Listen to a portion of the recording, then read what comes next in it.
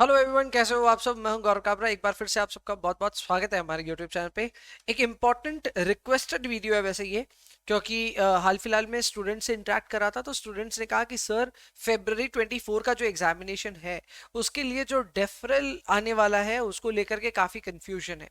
Confusion क्यों है, किस मैटर से है?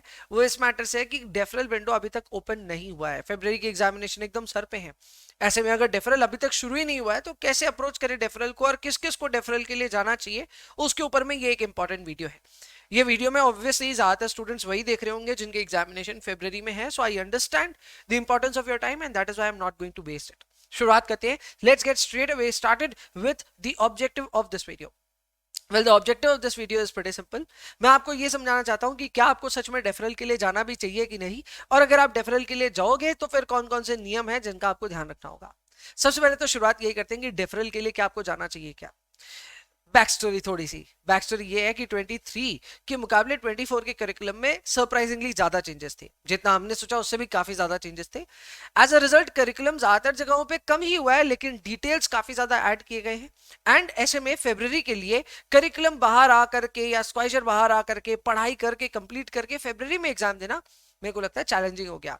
शुरुआत से ही मैं ये कमेंट्री दे ही रहा था कि फरवरी में एग्जाम ना दे तो बेहतर रहता है, क्योंकि मई में दे या फिर आगे दे तो ज्यादा समय बचता है प्रिपरेशन करने को। ऐसे में फिर भी a lot of students have registered themselves from February examination, और मुझे पता है फरवरी को ना डिफर करने का काफियों का मन बन चुका है। हमारे खुद के एनरोल्ड स्टूडेंट्स हैं जिनमें से काफियों का मन बना है कि sir February is too close, हम लोग शायद नहीं देना चाहेंगे। अब ऐसे में आपको डेफर करना है कि नहीं करना है उसके ऊपर में भी तीन चीजों का ध्यान रखो और accordingly take your decision. After all final decision आपका ही होगा, लेकिन फिर भी समझ लेना। नंबर वन, मुझे ये लगता है कि अगर आपका सिलेबस कवरेज 95% से कम है तो फिर आप डेफरल के बारे में सोचें। ये एक फैक्टर है, ऐसे और दो फैक्टर्स मैच कराने हैं, पर 95% से कम सिलेबस कवर करने वालों के लिए ये एग्जाम डिफिकल्ट होने वाला है। सर 5% क्या हुआ? 5% उन एरियाज के बारे में बात कर रहा हूं मैं जिन एरियाज को आप इनहेरेंटली थोड़ा सा ना ज्यादा डेंजरस पाते हो या फिर थोड़ा डिफिकल्ट पाते हो। ऐसे में अगर आपको क्वांट्स में मान लो हाइपोथेसिस नहीं आता तो चलता है, कोई बात नहीं, थोड़ा बहुत छोड़ा है चलता है। मैं यहाँ पे एक पर्टिकुलर मॉड्यूल को छोड़ने की बात नहीं कर रहा हूं, बट कि मॉड्यूल के कुछ हिस्सों को छोड़ने की बात कर रहा हूं। अगर ऐसे भी सर्कमस्टांसेस हैं and still you have covered your syllabus by and large 95% से ज्यादा, तो ऐसे में you should be going for the examination. ये मेरा पहला फैक्टर है। दूसरा फैक्टर ये है कि अगर आप अंडर प्रैक्टिस्ड हो, अब कई सारे स्टूडेंट्स ना अंडर प्रैक्टिस्ड होते हैं, सॉरी फॉर दिस, कई सारे स्टूडेंट्स अंडर प्रैक्टिस होते हैं। अंडर प्रैक्टिस का मतलब ये हो गया कि आपने 2500 से भी कम क्वेश्चंस यहाँ पे सॉल्व किए। पहले तो ये मैं बेंचमार्क और भी बड़ा बनाता था, 4000 क्वेश्चन के आसपास करता था, बट राइट नाउ अगर 2500 से कम क्वेश्चंस आपने प्रैक्टिस किए हैं, रीसेट करने के बाद बोल रहा हूं, तो आप कम क्वेश्चंस प्रैक्टिस किए। अंडर प्रैक्टिस होना can be a devastating situation जहां पे आप अपने एग्जामिनेशन में इतना अच्छा परफॉर्म ना कर पाओ, इसलिए अंडर प्रैक्टिसिंग से थोड़ा बचे। एंड फाइनली आता है getting a score of less than 70%। Sir आप तो 75 कहते हो। 75 ना तब के लिए जब आप पास होना चाहते हो, और 70 तब के लिए जब आप गैम्बल खेलना चाहते हो। अगर आप गैम्बल खेलना चाहते हो कि यार एग्जाम में जाए देखा जाएगा जो भी होगा, तो भी एटलीस्ट आपको 70% लाना होगा कैंडिडेट रिसोर्स में। अगर आपके कैंडिडेट रिसोर्स में 70 से भी कम आ रहा है, believe me, don't take your chances. मतलब try to defer the examination, obviously if you have got the money to pay for the deferral. अगर नहीं है तो obviously you will have to go for the examination, but then you will have to work on your uh, weak areas. You will have to try to minimize the errors. आप घर पे हो सकता है ज्यादा एरर कर रहे हो, लेकिन एग्जाम में जाकर के आपको एरर कम करने होंगे।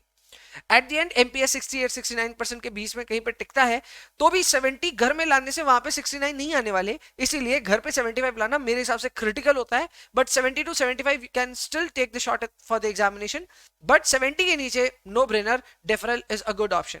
अगेन डेफरल के बारे में मैं कोई नहीं हूं बोलने वाला, आपको डेफरल के बारे में इंफॉर्मेशन मैं दे सकता हूं, पर डेफरल करना है नहीं करना वो आपका डिसीजन होना चाहिए। आगे बढ़ते हैं। जनरल रूल्स आपको बता देता हूं डेफरल के लिए। तो देखो दो तरह के डेफरल्स हैं, एक है इमरजेंसी और एक है पेड। पेड जाहिर सी बात है पैसे लगेंगे, और इमरजेंसी इज फ्री रेफरल।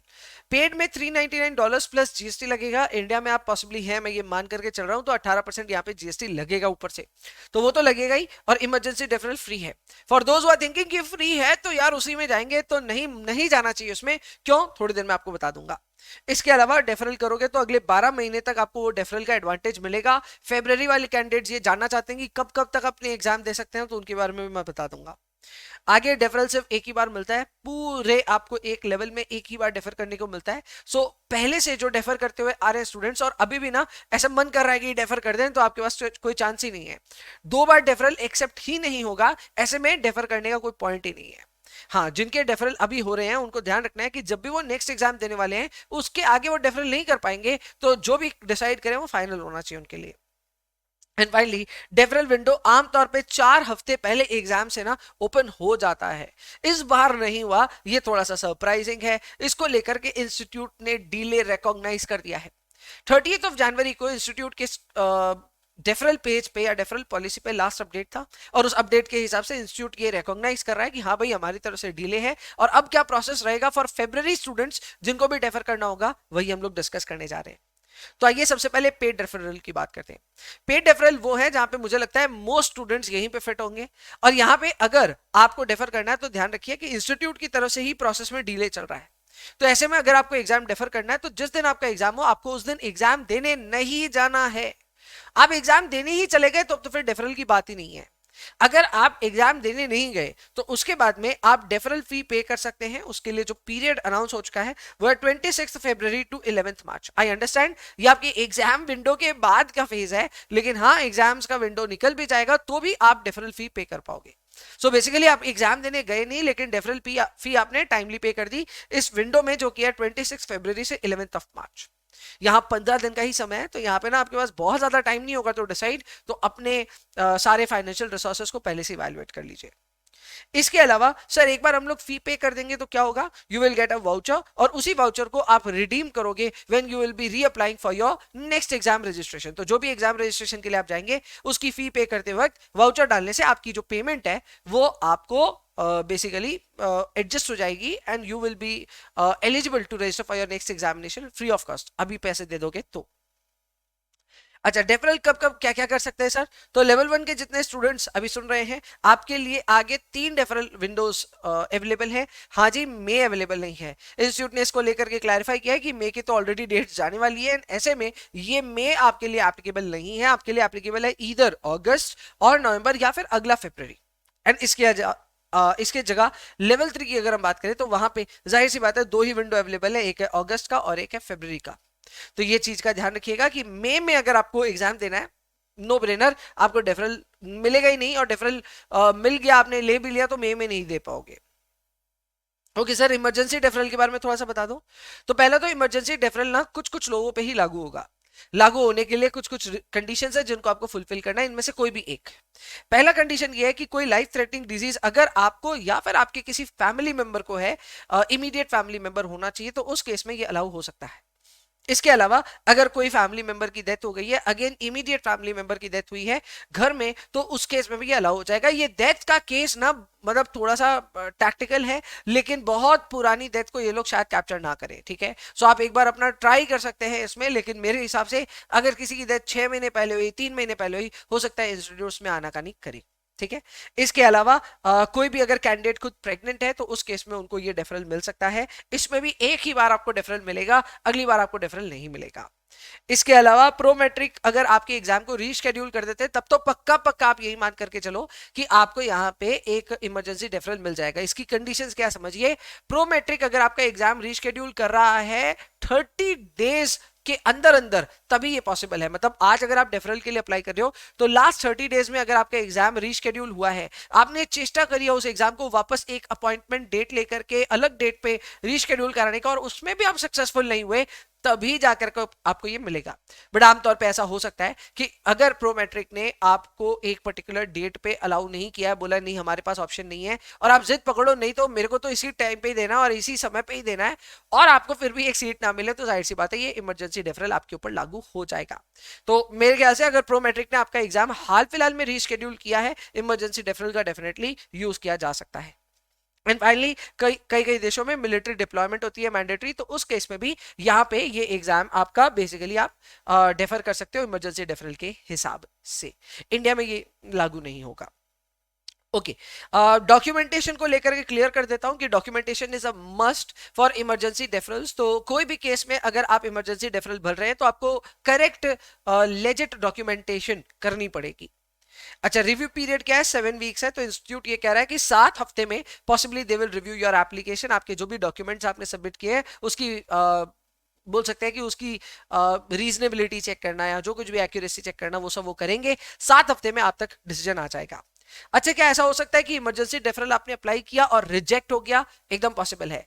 अगर आपका इमरजेंसी डेफरल डिनाई कर दिया गया तो गजब की खबर यह है कि you may be given an option to pay for the deferral even for the later date.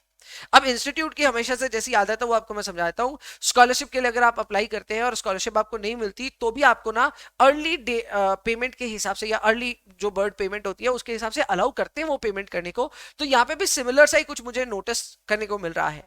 यहाँ पे अगर आपने इमरजेंसी डेफरल के लिए अप्लाई किया, कल को आपको नहीं मिला, और उस केस में आपको पेड डेफरल का ऑप्शन इंस्टीट्यूट शायद दे देगा, इवन इफ डेट्स निकल जाएंगी तो भी। अब इसको लेकर के भी इंस्टीट्यूट ने भी वर्ड यूज किया है मे, यानी कि उनकी डिस्क्रिप्शन ऑब्वियसली यहाँ पे फॉल करती है, उनकी डिस्क्रिप्शन ये डिसाइड करेगी, लेकिन हाँ फिर भी एक चांस तो है। सो इमरजेंसी डेफरल में डिनाइल के बाद में भी आप डेफरल के लिए पे कर पाओगे, अपना एग्जाम दे पाओगे, इसके चांसेस है। And finally, false emergency deferral के लिए इंस्टीट्यूट सबको नकार रहा है, मैं भी अपनी तरफ से नकारूंगा ही। ये वो रास्ता है जिसको कभी कोई एक्सप्लोर ना करे तो ही बेहतर है। अगर आपने कोई ऐसा इमरजेंसी डेफरल फॉर्म भरा जिसमें आपने डॉक्यूमेंटेशन ही लेजिट नहीं भरे, तो उस केस में forget about denial of emergency deferral, आपके पूरे के पूरे एग्जाम रजिस्ट्रेशन को ही फॉरफिट किया जा सकता है। तो ये चीज का प्लीज ध्यान दीजिएगा। कोई भी तरह का फॉल्सिफाइड इमरजेंसी डेफरल अगर आप करने का सोच भी रहे हैं तो मत कीजिए, it's a very bad idea. So ये था डेफरल को लेकर के एक इंपॉर्टेंट मैं कह सकता हूं वीडियो, इन्फॉर्मेटिव रखा मैंने अपनी तरफ से। बात बाकी अगर आप और ज्यादा इन्फॉर्मेशन चाहते हैं तो आप सीएफए इंस्टीट्यूट की वेबसाइट पे जाकर के 30 जनवरी का जो हमारा लास्ट अपडेट है उसको जाकर के पढ़ सकते हैं। डिस्क्रिप्शन में मैं उसकी लिंक डाल दूंगा इंस्टीट्यूट की वेबसाइट की, जहां पे आप जाकर के वो सारी इंफॉर्मेशन को वापस पढ़ सकते हैं, फैक्ट्स को भी वापस पढ़ सकते हैं। लेकिन मैंने जितना मुझे समझ में आया उस हिसाब से इस वीडियो में उन सारी चीजों को रैप अप करने की चेष्टा करी। आई होप आपके लिए ये इन्फॉर्मेटिव रहा। I will see you in the next one. तब तक के लिए bye bye, take care, enjoy yourself please, and please पढ़ाई करते रहिए। वीडियो को लाइक जरूर कर देना, चैनल को सब्सक्राइब कर देना। चलो, आई will see you in the next one.